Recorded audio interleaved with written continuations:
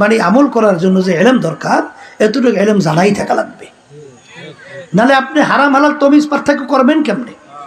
কথা বলে না। এই সমস্যা হইলেই তো তখনই তো বলা শুরু করে মহিলাদের পোশাক আদির ব্যাপারে কোনো রেস্ট্রিকশন নাই।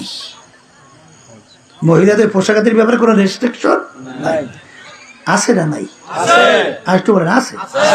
আল্লাহ কি বলছেন? লিবাসুত তাকওয়া যালিকা খায়র, পরহেজগারি লেবাস তোমাদের জন্য উত্তম। এখানে যদি কেউ বলে পোশাক আদির কোনো রেস্ট্রিকশন নাই, যাই না শুই না যদি বলে, ঈমান থাকবে না। কি থাকবে না? এটা আল্লাহর হুকুম সরাসরি, এটা আপনার আমার হুকুম না। এটা জানা থাকা লাগবে কোনটা হারাম কোনটা হালাল, নাহলে আপনি চলবেন কিভাবে? পর্দা হুকুম ফরজ কার? না আপনারাই বানাইছি? না না বানাইছি তো, বানাইছেন না? এই পর্দা হুকুম ফরজটা কার?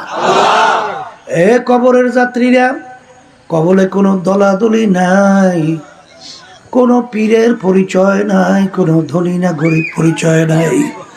তুমি পীর না মুরিদ, মুফতি না মুহাদ্দিস, তুমি মেম্বার না চেয়ারম্যান না এমপি না মিনিস্টার, তুমি বড় বংশ না ছোট বংশ, তুমি আওয়ামী লীগের না বিএনপির না জাতীয় পার্টি, না তুমি ইসলামী আন্দোলন না জামাতে ইসলাম, না তুমি তাবলিগ, না তুমি অমুক টমুক সমুক। এই পরিচয় কিন্তু কবরে চলে না। আস্তে জোরে বলে চলে চলে চলে চলে চলে চলে না চলে না। তাই যদি নাই চলে, আমার বাজানদেরকে বলো, পর্দা আলে মা বোনদেরকে বলো,